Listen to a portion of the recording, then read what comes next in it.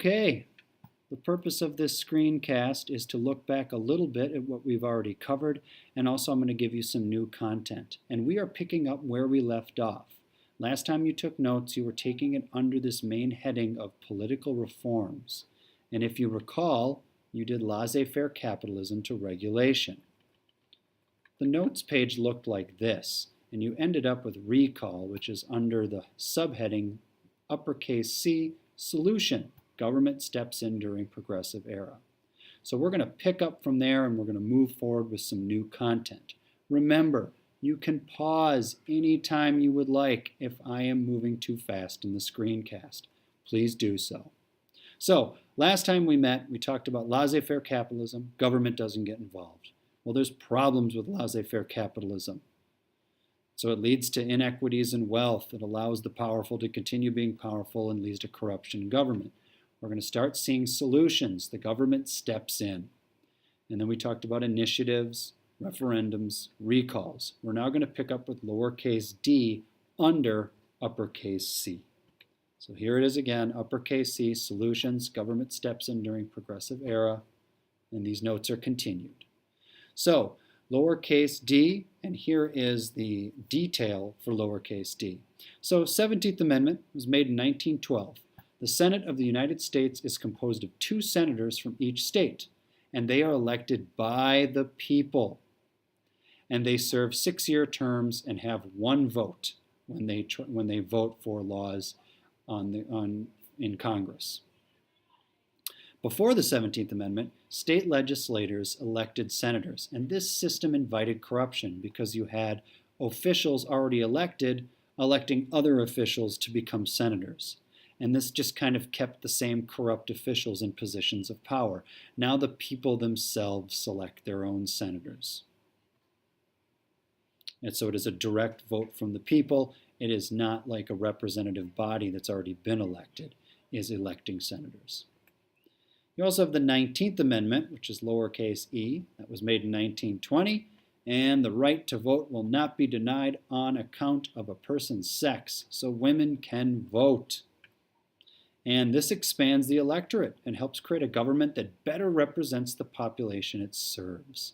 So we have these 2 big sweeping changes. 17th Amendment, you have a more representative government because it's voted on directly by the people. And then you have a way more representative government because the 19th Amendment comes into play and equality now has expanded for women are now able to vote.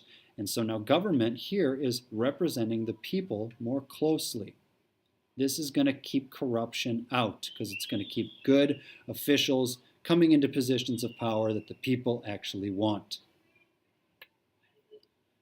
Roman numeral number 2, strikes and violence. A strike. So a strike is we're on lowercase a.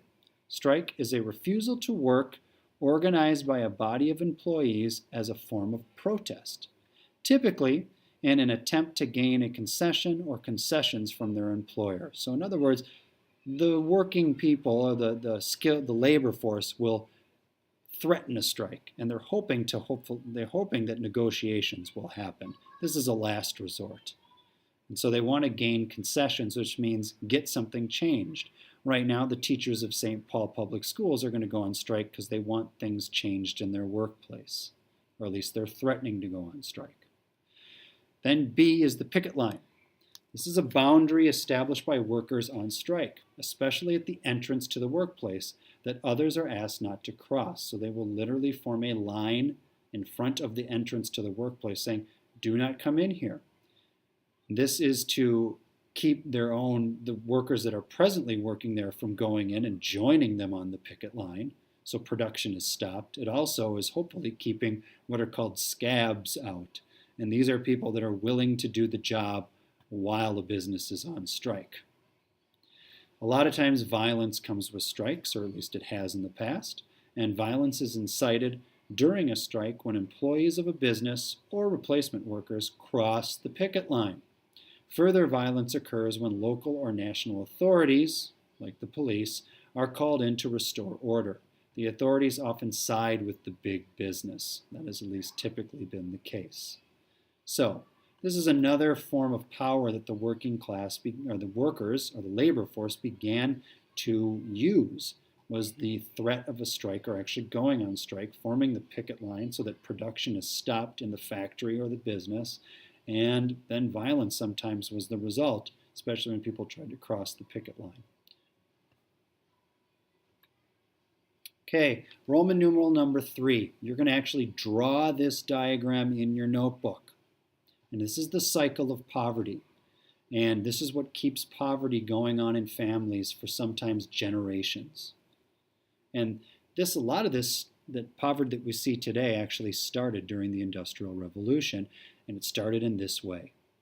So a family does not earn enough money. And think of our surplus labor that were out in the hall during our simulation. They're not going to earn enough money to take care of their family. As a result, a lot of times children have to work to earn money for the family.